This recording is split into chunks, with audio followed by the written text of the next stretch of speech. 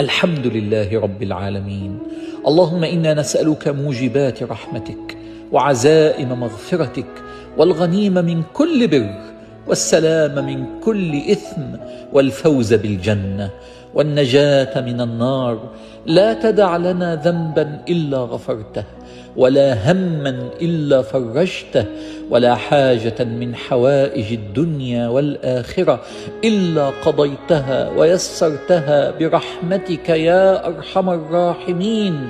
وبعد هذا الدعاء ادع بكل اللي نفسك فيه، فإنه دعاء مستجاب علمنا إياه النبي صلى الله عليه وسلم. اللهم استجب دعاءنا.